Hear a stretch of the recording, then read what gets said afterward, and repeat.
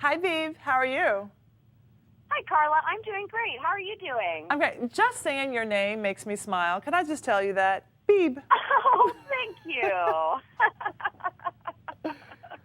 You're so sweet. Thank you. Well, listen, how are you doing this morning? I am awesome. I am getting ready for Thanksgiving, one of my favorite holidays. So I'm really excited to talk to you. Me too, yeah, and our readers at Mom Start are really eager to hear what you have to say about Thanksgiving recipes. One of our readers actually submitted a question. Mom Start reader Anne says she wants to ask about the brown paper bag method of cooking turkey, if that's a good way of keeping it moist, or if you have a better recommendation for cooking your Thanksgiving turkey. No, absolutely. The brown paper bag works really well. I mean, imagine papillote, where all of those flavors are staying in the bag, and if you're not one to brine or do a salt or a wet brine, you just stuff your turkey with carrots, onions, celery, and a little bit of moisture in the bottom, and wrap it up. Yes, it's perfect. It's absolutely perfect.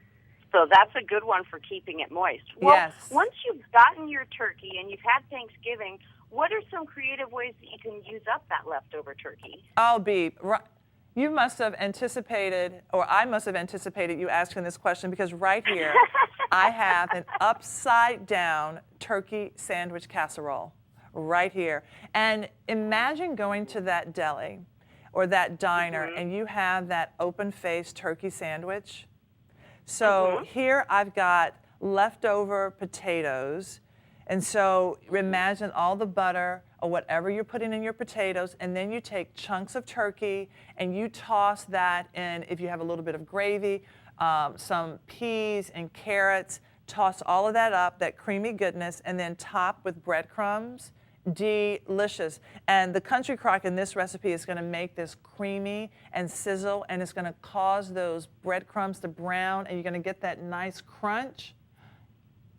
Peacock. Oh, That's what they say. Peacock. Oh, that sounds so delicious. Right? What are you most excited about cooking for your Thanksgiving meal this year? I'm a big sides girl. I love casseroles. So one of the casseroles that I'm definitely going to have, I have right here, and that's the green bean casserole. I'm not going to toss it out because it's one of my food memories. And so, but when I'm doing something that I do all the time, some years I will just tweak it a little bit and get a little creative. So here, I'm taking the green beans, and so I toss them in that creamy goodness. I am topping them with Parmesan cheese and then a Caesar crouton. So I have, exactly. So you have that herbaceous, and you have all of that creaminess, and then the crunch on top. I mean, if you wanted to do the onions, fine, but this year it's going to be the croutons. And another thing that I didn't have growing up, but I've gotten into Brussels sprouts, is this Brussels sprouts casserole. And so the creamy goodness, onions again, half and half, and then you have the country crock and then the panko. You take half of that mixture, you toss that in with the Brussels sprouts, then you take the other half and you sprinkle on top and you let it get brown. And this is also, because I know your readers are a lot of moms, this is a great way to introduce vegetables to kids, because they don't just want the plain vegetable. And a lot of kids like cheese, they like the creamy goodness, they like maybe crunchy. Maybe they don't like the onions because, let truth be told, all of my nephews and nieces, they pick the onions out no matter how small. They would find the little onion. But this is a really great way to get kids eating their vegetables.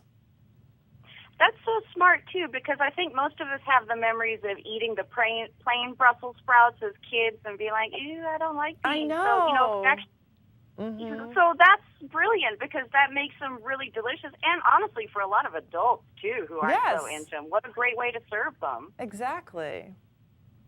Well, I love that you touched on holiday memories, because I also wanted to ask you, what food for you brings back your fondest holiday memories? I'm so glad you're asking that, and I'm chuckling because I don't know what your response is going to be. Okay, so you see this dish right here?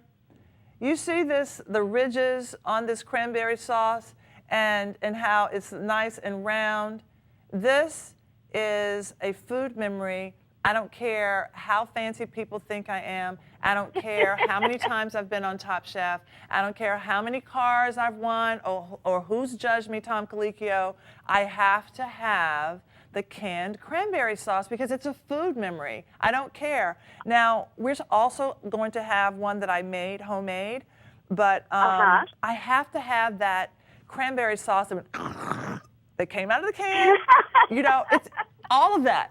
It's the memories in my ears, the memories on the table, and the taste memory. It's a connection.